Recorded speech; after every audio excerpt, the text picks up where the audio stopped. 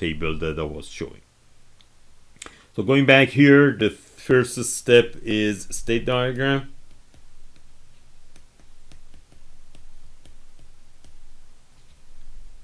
Two is state table.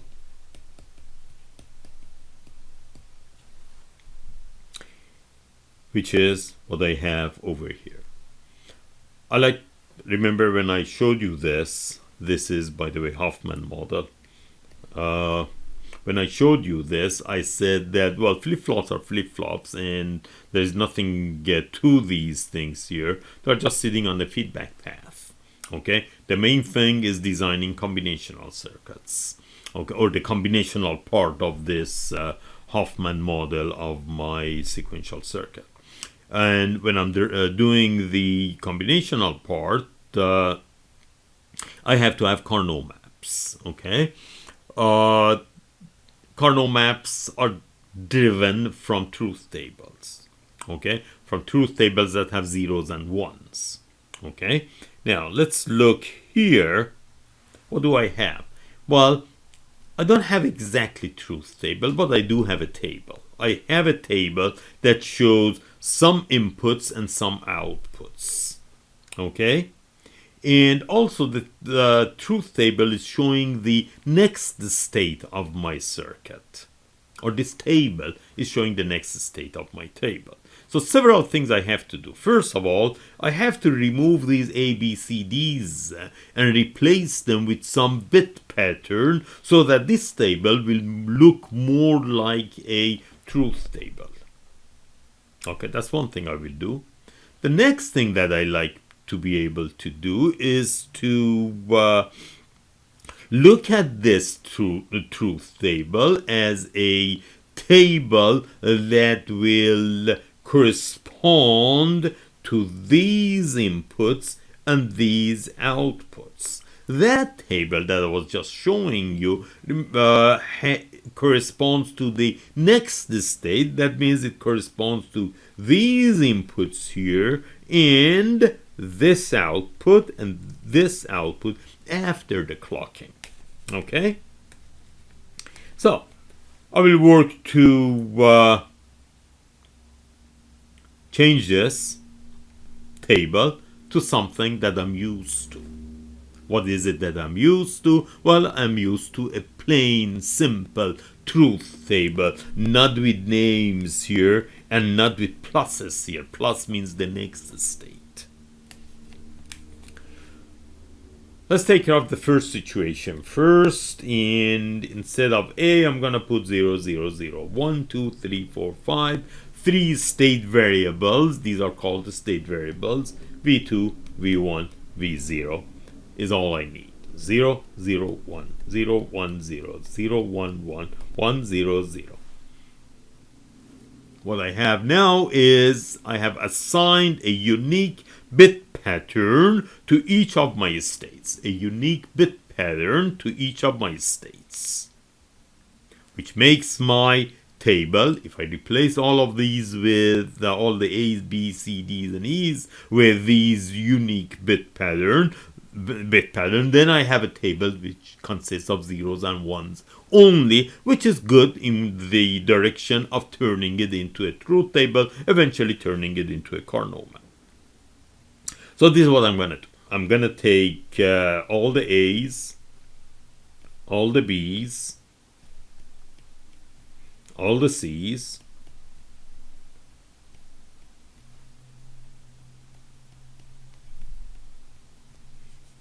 all the E's,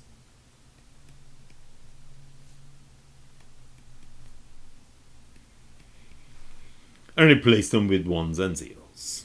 Okay, because there are 5 states, I needed only 3 variables. These variables, by the way, are called state variables.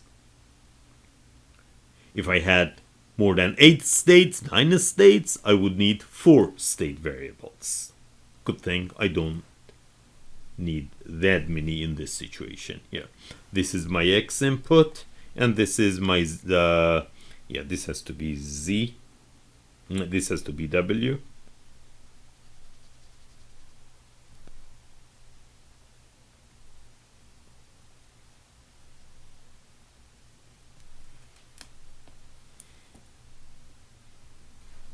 Okay?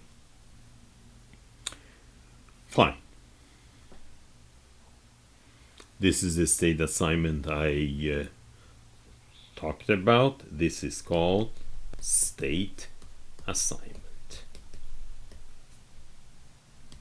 Once again, it doesn't matter what you assign to what, as long as there are unique patterns and as long as you use the minimum number of variables that you need.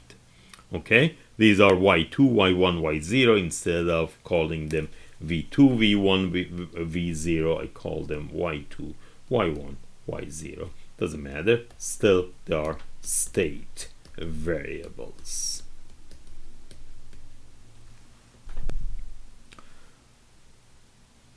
Okay, there are also 1, 0, 1, 1, 1, 0, and 1, 1, 1 that are unused states, which is good.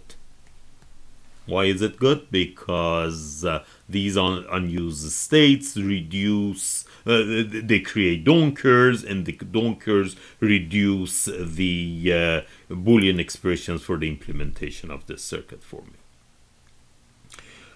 What I have here is the same as what I have over here. I have replaced all the A's, B's, C's, and D's with these assignments that I'm showing over here, and therefore the table turns into y2, y1, y0, y2 plus, y1 plus, y0 plus, y2 plus, y0 plus, y1 plus, and y0 plus. Y plus, that means the y's are before the clock, the y pluses are after the clock. The y pluses are the next states of my circuit. That means the those are after the clocking has ticked and the rising edge of the clock has been seen, and after the inputs of the flip-flop have been translated into the outputs of the flip-flops. Okay? Fine. When I started here, I said that I like a truth table. Well, two things had to be done. One was that I had to remove all the A's and B's and replace them with bit patterns, which I did. The next thing is I like to be able to get rid of this plus. Okay, I like to be able to look at it as a combinational circuit, because this is the combinational circuit I'm designing. Okay, the upper part of Hoffman model. That's the combinational part that I'm designing. I have achieved the first goal. Now, how about the second goal? Well, look, if I use D-type flip-flops, only if I use D-type flip-flops, okay, what goes in the flip-flop becomes what is the output of the flip-flop after the clocking. So, if you have whatever value you have here, you clock it, the next value of your Q becomes this value here. So what is on the D becomes the next value of your output. Another way of writing it is Q plus equal to D. Okay? The next value of your output is the present value of the input. Therefore, this is by the way called transition table. Okay? This transition table, if I decide that I like to use D flip-flops, then I say for every D flip-flop, Q plus equal to D. Therefore, for the Y2 flip-flop, Y2 plus is the same as the D input, D number 2. Okay? Y1 plus is D1, Y0 plus is D0. What it means is I can easily remove the pluses or actually not remove the pluses. I can easily cross these out and say, well, this is the same as D2, D1, and D0. And therefore this table becomes the table describing the D inputs of my flip-flops in this diagram. That table describes these inputs only because I'm using D flip-flops, and only because D flip-flop, whatever is on D, becomes the next state after the clock. If I use a different kind of flip-flop, that wouldn't be the case. But we are not talking about different kinds of flip-flops here anyway. And therefore, what is here, okay, this is D2, D1, D0. After the clock, this is Y2 plus, Y2, Y1 plus, Y0 plus. Okay? Now let's create a truth table like this. And now let's develop the combinational part of my sequential circuit. With this, what I have done is I have turned the complex problem of sequential circuit design into the simple problem of doing combinational circuits. Okay? Now I have a truth table, a very, very simple truth table. 1, 2, 3, 4 inputs, 1, 2, 3 outputs for D2, D1, D0. Well, what does that give us? 4 Carnot maps for each of, 3 Carnot maps for each of these. And for my W output, I have only a 3 variable Carnot map. The variables are Y2, Y1, Y0. So what I'm going to do then is the following. I'm going to go onto I generated Carnot map. Okay, I'll show it to you next slide, but just so that you know where it comes from, I'm going to show it along with this table here. Okay.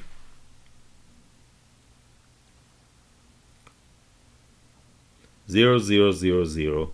I put 0, 0, 0 in these maps. 0, 0, 1. Let's put 0, 1, 0. 0, 0, 0, 1. Perhaps I should draw all the tables.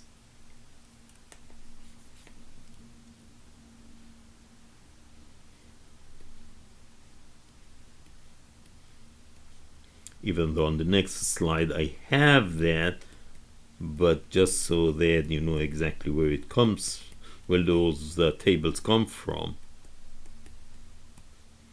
I'm going to repeat the tables, or create the tables here. X, Y2, Y1, Y0.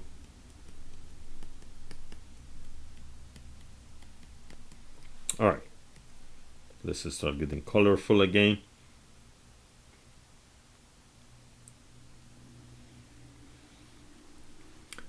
Zero, zero, zero, zero.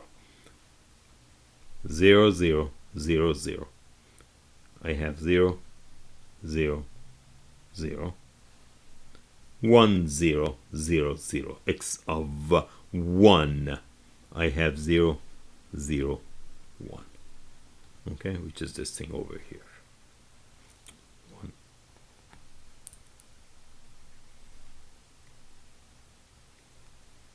Next row. 0, 0, 0, 1. 0, 0, 0, 1. I have 0, 1, 0. And then 1, 0, 0, 1. 1, 0, 0, 1. I have 0, 0, 1. Next one. 0, 0, 1, 0. This one over here. 0, 0, 0, 0, 1, 1. Next one, so white one, 0 0 1 1. This one over here, 0 1 0 1 0 0. Okay, I only have one more, so I'm gonna go ahead and finish it. 0 1 0 0 0 1 0 0. This spot over here is 0 1 0 0 1 0, and 1 1 0 0 1 1 0 0 here is 0 0 1 0 0 1, and then I have the curves everywhere else.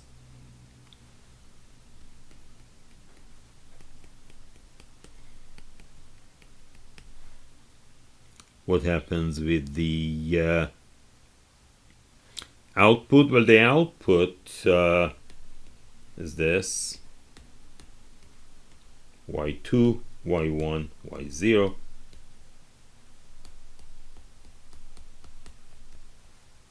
Okay, and it's a 0 here, a 0 here, a 0 here, 0 here, and for 1 0 0 is 1, and then everywhere else is don't care. Okay, that's my W output. Turns out that W output is the same as Y2, and then I'm gonna map this. I'm gonna map this.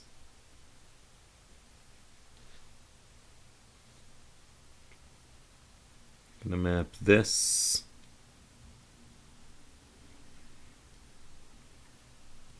Okay. We'll be showing this over here, and let me just make sure that what I have on this page matches here. Yes, D2 is good. I have a map here, which is this one over here. D1 is also good. D0. Oh, I've done better on this slide than here, because D0 here I just mapped it as let me show it to you here, this and this, but I could map it like this, and therefore D0 becomes X Y1 bar and X Y0 bar. Okay, the equation is right, except that the just the mapping wasn't done correctly. All right, and then W is just Y2, as we showed in this slide as well. Continuing on, what I have now is a combinational circuit with X, Y1, Y2, Y1, Y0 inputs, W output, D2, D1, D0 outputs. Okay, and these equations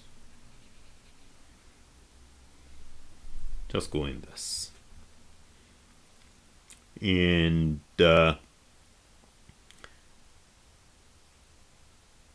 well, what's the rest of it? Well, the rest of it here, I already decided that I want to use D flip-flops, and I decided that the D inputs are becoming the D expressions become the inputs of the D flip-flops, and the Y's are the outputs of the flip-flops. So all there is to it is I put 3 flip-flops here, the same as my Hoffman model that I showed, and then at the end I add clocking. And if my circuit requires resetting, and then I will also do something for the resetting. I will look at the flip-flops to see if they have asynchronous resetting. If they do, I will tie them together. Let's use a different color here. I will tie them together. Not yellow. Okay. I will tie the resets together, and then that becomes my external reset input. And so that's my sequence detector, and this is exactly what I'm showing here. And here I'm showing the gates as well. But then let's say that this has a reset input, asynchronous active high reset input. I tie all these three resets together. So my circuit has a clock and also a reset input. I'm just checking to make sure everything is okay. I guess it is, and just implementing these equations that I'm showing over here. They are turned into gates. If I decided that I wanted the gates to be NAND gate instead of AND OR gates, I could easily put a bubble here, bubble, bubble, bubble, a bubble here, and it goes into two places, two bubbles here and there, two bubbles here. Now these gates are all NAND gates, except this one here. Well, I turned that into a NAND gate, but then there is no OR gate to put a bubble on, and therefore I have to put an inverter in front of that. This circuit is all NAND, implementing the state machine, the 1011 detector. If you go back and look at this timing diagram, you see that from the time clock becomes 1 to the time after the next edge of the clock, my output is 1. And changes on my input don't really matter, don't really change anything. So if my input changes here to 0, 1, 1, 0, because it's between two clock edges, that's not going to change the output. Such a machine is called a Moore machine. Okay, in a Moore machine, the output is only synchronized with the states of the circuit. Once I'm in a state, the output shows that the output becomes a certain value. Okay, and once I'm in the dead state, the input changes, has no effect on my output whatsoever. Another machine, which is called a Mealy machine, things are different. Okay, I'm going to be doing another 1011, but this time with a Moore machine. Okay, so let's do this. A 1, a 0, a 1, and then a 1 again. 1, 0, 1, 1. When the last one arrives, my output becomes 1 as my input arrives. And as my input arrives, 1011 is detected, and that last one is also regarded as the first one for the next sequence, and therefore I go to the state where a 1 has been saved, which is the state B. Okay? If I am in the state D, that means 101 has been received, and I don't receive the 1 that I wanted, but I receive a 0 instead. I go back to state C and they're going to get a 0 output. So let's do this, and the way I would do this usually is to start with the state A, 1, a 0, B, 0, a 0, 1, a 0, okay, 1, 0, 1. Now, a 1 gives me a 1, Okay, and then decide where it goes. Instead of going to the next state E, you go to one of the previous states, which is B. So you fill your sequence. 1 0 1 1 takes you back to state B, and therefore now let's do the filling. 0 takes me back to A 1 takes me back to B, the same as before. A 0 in C takes me back to A, and a 0 on D, 1 0 1 0 1 0 takes me back to C. Okay, so this becomes my state machine. The rest of it is exactly the same as what we did before. What we come up with is a state table like this, perform a state assignment like this, come up with transition table like this, not exactly. Actually, what we will have is, because my output is also a function of my input, my output table will be different. For a Mealy machine x01, you have to have 2 columns for your output. But everything else is the same. Okay, then assigning D1, D2, D0, that's the same. And also coming up with the Carnot maps. Instead of having a 3-variable Carnot map for your output, you have now a 4-variable, which looks exactly like these other Carnot maps as well. And you have one fewer state than what you have here. Actually, 1 2 3 4, yeah, okay, so you have only 4 states. That means you only need 2 state variables. So whatever I said about the Carnot maps and all that, this is gonna be much smaller. Okay, now let me do this. A B C D.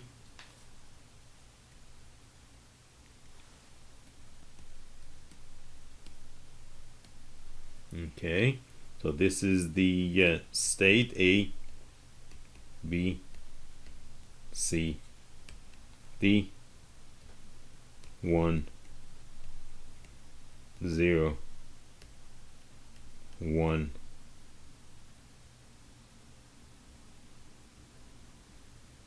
1, 0, 1, 1 0 0, 1 0 1 0, 1 0 1 0, and then again 1 1. Okay, yeah, this is good. And then I have my x01, my x01. This is for the state, this is for state plus, and for x0 I go to A, for x1 I go to B, for x0 in B I go to C, x1 in B I go to B, in C x0 I go to A, x1 I go to D. In D, 0 takes me to C, 1 takes me to B. And then for the output, when I'm in D, input is 1, output is 1, elsewhere it's all zeros. Okay, what I do next is do the state assignment. 0 0 0 1 1 1 1 0, and then I will do transition table.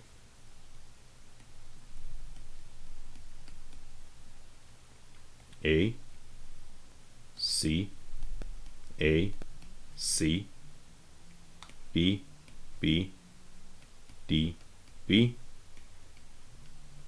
output these are y1 plus, y0 plus, this is w, this is y1, y0, this is x01, x01. But then I decide that I'm going to be using D flip-flop, so this is the same. This is the transition table, turning it into excitation table with D1, D0, and therefore I have three variable maps.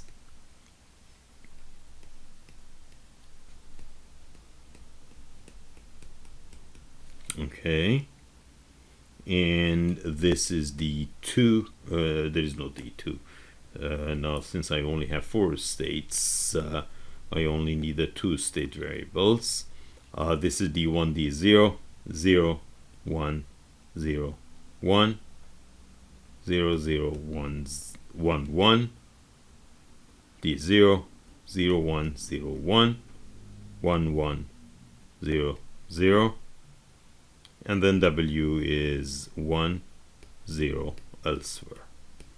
From these you are able to come up with equations for D1, for D0, and for W. And based on that you will be able to do the circuit. It's going to be X, W, and then 2 flip-flops only. Alright, that's one way of implementing your Mealy machine, which turns out to be, because I had 5 states in the Moore machine, it just was borderline, so I came down to 4, brought it down to only 2 state variables. This is my Mealy machine, and that was the implementation I showed you.